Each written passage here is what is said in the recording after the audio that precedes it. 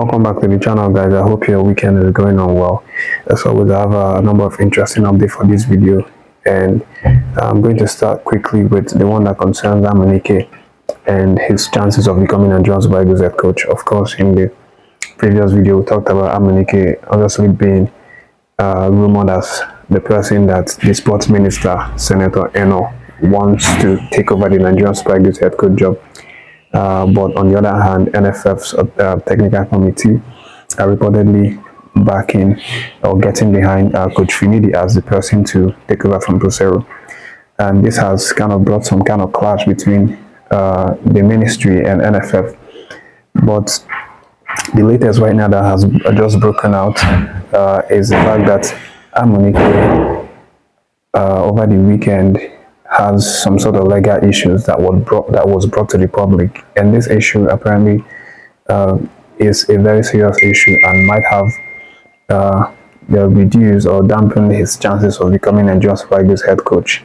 Based on sources close to this situation, they say that the legal issue has led to court seizing one of his properties, one of his houses in Lagos, and right now it has gotten to the ears of NFF and the sports minister, and they have a very big decision to make. According to the sources actually close to this update, they are saying that NFF and the technical committee and the sports minister, that they are going to analyze the situation and see how to move past this or how to go beyond this, because if it's a very serious court case, there's a possibility that it might interfere with his coaching role when he gets appointed, and they are now considering how this is going to really affect the situation if he's given the job. So NFF and the sports minister are obviously having this situation looked into,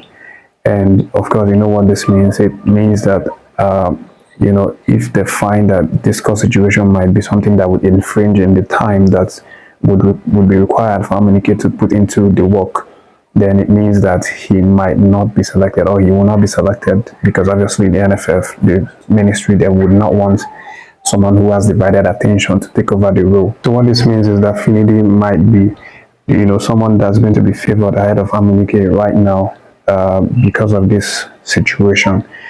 But again, NFF and the ministry, they obviously want to make the decision as quickly as possible, to get behind this whole coaching saga, because it's been lingering for several months now, since Peseiro left the job in February, and then we are in April.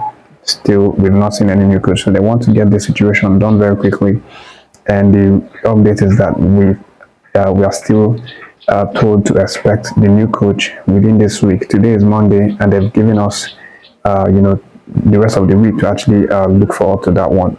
Remember, I talked about the sports minister obviously saying that he's giving NFF 2 weeks ultimatum, and this week is the second week for that one. I don't know whether it still stands because of the regression that we've had over the past few days in terms of this disagreement between the ministry and NFF. But again, they'll definitely want to appoint someone before the week runs out. That's the report coming out from them. But quickly, let me give you guys the other updates. With Troost-Ekong is obviously recovering very well. Of course, Ekong has been out for a number of weeks now, months really, because after he played AFCON for us, he had not played any game again, even for his squad side poke. But the good news right now is that he has stepped up his recovery process and has now started, walking on the grass. He's been walking, in the gym. Part of his rehabilitation, but right now he has gradually, started, stepping foot on the grass, which means it's massive development. And after this stage, obviously the next stage is joining his teammates, in training in poke. It's so good to actually see him step on the grass, especially knowing that we have qualifiers, obviously coming up in the next couple of weeks, and it's going to be so nice to have a very experienced skipper like Ekong coming back into the team selection for that one. Moving on beyond that one, let me let you know that Wilfred Ndidi is now a subject of transfer speculations from Newcastle United. And of course, we've been talking a lot about Ndidi, in the past couple of days. And it's for the reason that he's been doing really well for Leicester City, obviously being one of the engines that has powered the club. Right now, they've promoted. We talked about it on this channel, and Newcastle has now, marked or selected him as one of the potential signings for next season.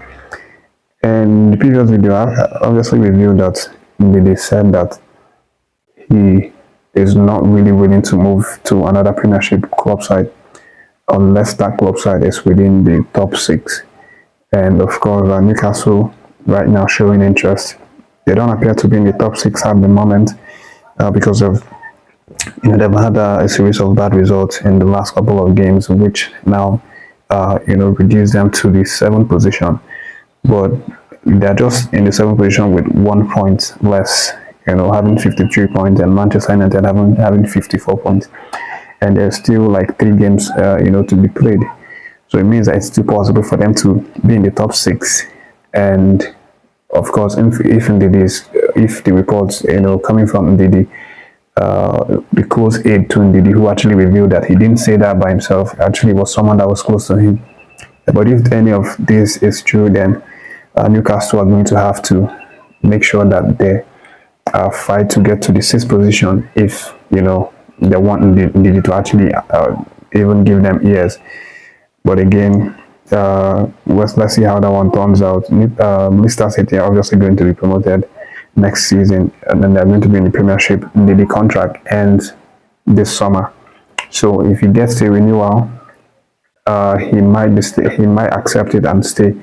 But if he doesn't get it, and lots of clubs coming for him, obviously clubs within top 6, then he might consider moving from the start to one of these top 6 clubs.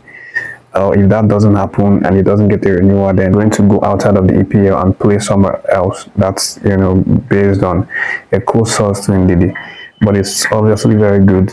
Having Newcastle, a club in the caliber of Newcastle, having a look in at Ndidi, it shows what a great quality player he is. And let me let you know the other update, which is the one that concerns Vincent Enyeama. It's now been reported that Vincent Enyeama actually did some very impressive humanitarian outreach. He apparently donated around 50 brand new buses to Drivers Association in Akwa Ibom State on the 25th of April.